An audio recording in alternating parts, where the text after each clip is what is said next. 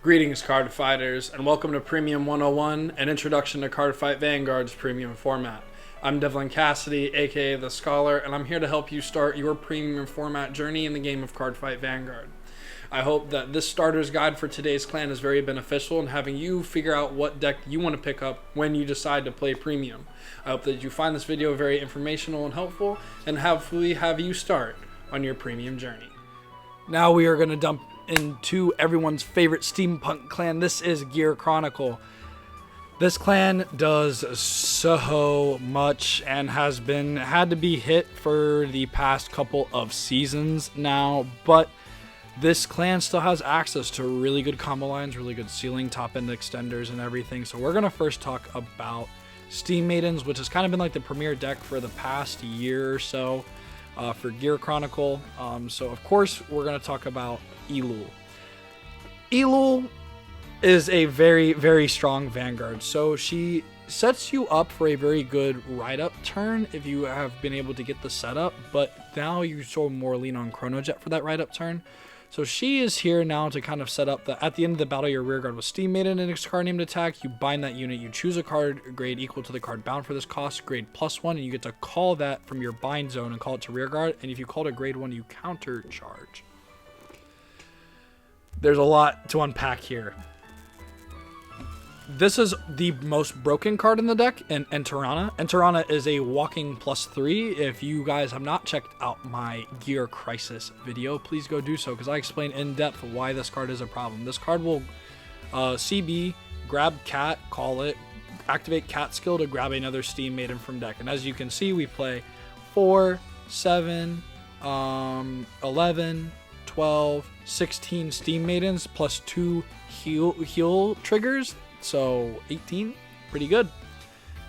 However, though, the high roll gets a little bit better because you're able to set up more force markers, which is what Steam Maidens wants when they do their whole Steam Maiden combo. Being able to counterblast one during your turn when those units G-stride, you may pay the cost. If you do, you can spin a rearguard at the bottom of the deck, but where you get this power from is you get this from Lost Age Dragon, which gives you some board control, which actually is really good into the Narukami matchup. You know, getting to spin that Demolition Dragon to the bottom of their deck, overtly powerful. So do not sleep on the ability to do that. There's a bunch of different though, like lines, like TikTok Worker lets you against go the grade +1 through the Time Leap mechanic, which is the next deck we're going to be talking about. And essentially your progression for the Elul combo is where you start with a Uluru, you progress to a Elul, and then you'll get to a Elul, and then you'll get to an Elul here. And that's just how that's just how it goes. You try to progress up that way. You also have Nabu and stuff for some guard restriction and some soul value benefit, which is very strong. And then your main stride, more than likely not, you're going to get into Highbrow Steam Schlishma. When this unit attacks, you bind a front row rearguard, so you're setting up that bind zone again. And you choose 2 cards from your bind zone, you call them to rearguard circle, and all your front row units gets plus 10,000 power until the end of the turn. And then G zone at the end of battle, your grade 3 rearguard attack. If this card's face up, you can soul last 1, bind that unit, and call this card to rearguard circle. So when you do your whole Elul combo, you don't have to then continue to bind, you just soul last 1 and get to call this card from your G zone to rearguard, and it's very strong. You have a little bit other options in the G zone, but we're going to talk about those. Barrellock, though, is a great way to set up your bind zone, because instead of having to discard a heal for G Guardians, you can literally just bind 1 or more rear guards with the sum of their grades being 3 or greater. So this sets up your bind zone. It gets plus 5,000 card, plus 5,000 shield for each card bound by it. So it can get up to 25k shield, which is still nothing to scoff at. Plus it sets up your entire bind zone for the next turn. So very, very strong. And that's kind of like the premiere there. Let's talk about the old school Time Leap. This is David Beck's list from, I believe it was Austria. He does play the crest, so if you don't have the crest though, it's not really needed. It's just more of a higher scale ceiling, because you do get the automatic 10k from the crest if you do go first with the Lost Age Dragon. That way, like, the rest of your strides are actually like very high numbers. Your big thing is getting to use Mellum plus TikTok to essentially go up a bunch of cards, and you just get giant force stack of 1 force marker, and you just do a whole chain up and do a bunch of multi-attacks using like History Maker Dragon to time leap it, and you choose one of the other rear guards, so you're just able to go up multiple grades. You have Zayed, which is pretty powerful, so you just your low end overall is not really faulty. And you play the blue over trigger to get some more value back from the drop zone.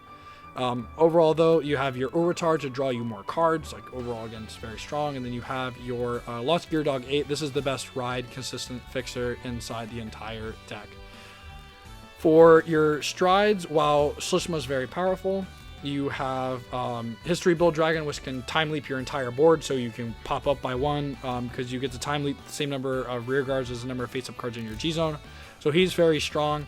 If you do this, you can time leap like up to 3 off of you if this is your next stride after doing a Lost Age Dragon. So overall, 10 out of 10, very strong. We recommend both of these decks to play if you're getting in to Gear Chronicle. And there you have it. Hopefully some of the deck ideas found here in this clan were very, very beneficial for you all, and so that way you guys can start your premium journey. If not, feel free to check out the other starters guides on this channel if you kind of have a rough idea of what clans you're looking into, or there's the entire video of where all this was broken up from that you guys can feel free to put on the background and listen to as you guys can watch me ramble about decks. But I hope that this was very beneficial and that you guys continue along with me. Hopefully see you in the next lesson, and until next time, like, comment, subscribe, and I will see you all later.